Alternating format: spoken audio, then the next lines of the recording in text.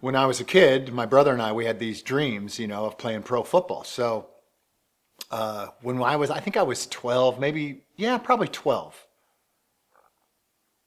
12, yeah. My dad took us to our first pro football game. And we wanted to be pro football players, so we were so excited to go see it. And it was the Rams, the LA Rams versus the Oakland Raiders, and it was a preseason game. And my dad got tickets, and we went to the game.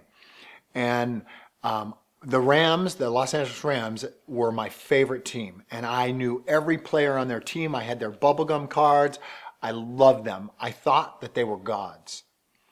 And I ran down to the very edge of the stadium, right there by the sidelines of the Rams, my favorite team.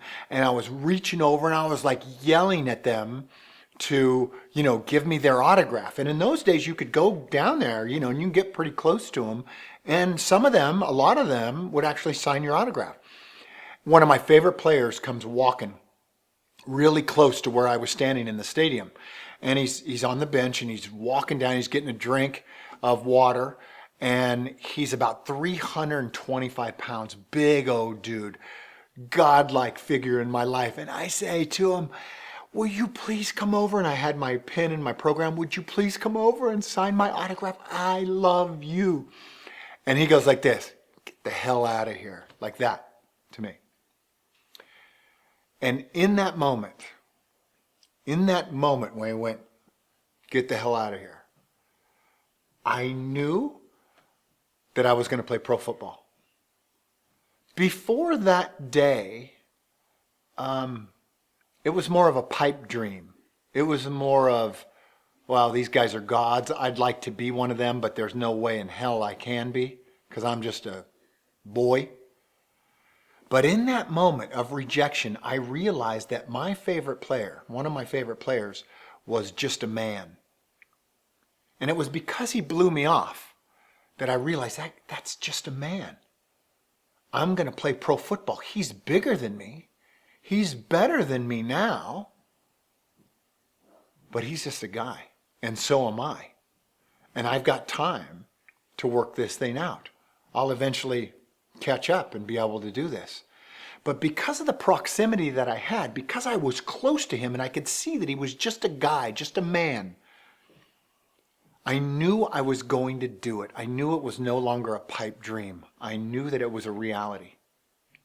Think about that in your own life. And you know how that story ends? It's so crazy. Cut to, I think that was probably 1974, 1975. Cut to 10 years later, 1984, 1985. Me and this player, the guy who dissed me, the guy who blew me off, were on the same team in the NFL. Isn't that crazy? He's in my locker room. And he was still kind of a dismissive guy, right? He was still that way. And I told him, I go, you're the reason.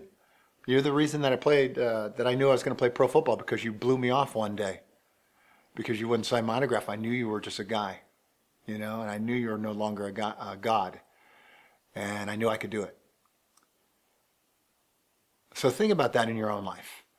When you have these dreams, like say you want to become like the best ballet dancer in the world, you got to be next to Mikhail Baryshnikov. You got to just get next to him. And you got to see that Mikhail Baryshnikov is the greatest ballet dancer of all time, but he's a guy. He's a man, flesh and blood, just like you and I.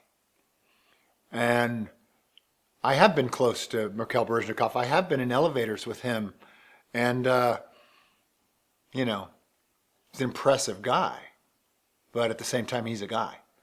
So if you wanted to be a ballet dancer and you could get next to him in an elevator and you could see that, you go, wow, this is not such a pipe dream. I can actually do this. So who is that? Define who that is in your life that you're looking up to, that is like some godlike figure. Like say you want to be the best speaker in the world, or and you're in proximity of the best speaker in the world, and once you're next to them, you're belly to belly with them, you go, oh, they're a good speaker, they're trained, they're butt off, but again, they're a guy, they're a gal. I can do this. So put yourself in that position. Define who that godlike figure is for you, the one that you'll never reach. Who is it? Put yourself close to them. Realize that they're just a person just like you. And they did it, and therefore if that person did it, then you can do it. The problem with this is that the media has you believe that they are godlike figures. And if you watch somebody on TV or in movies, you think that they're godlike figures, and they're not. They're just people. You know, and once you have that experience, you go, man, all I got to do is run the miles that they run, and I'll have the life that they have. And then other people will look up to you as if you're a god, and they'll go, wow, you're the greatest in the world. How could I could never be you. And you'll have to say to them, actually, you could be like me.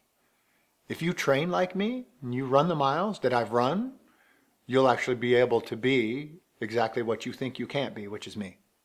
You'll actually be able to achieve these things that you don't think you can. So I think Tony Robbins says that proximity is power. I think he's very correct about that. Put yourself in the presence of the people that you think are godlike, the people that you admire the most, and you realize who they are, and you realize you're the same. But you just don't have the training. You don't have the miles that they have. You want to put in those miles? Then do that if you want that. All right?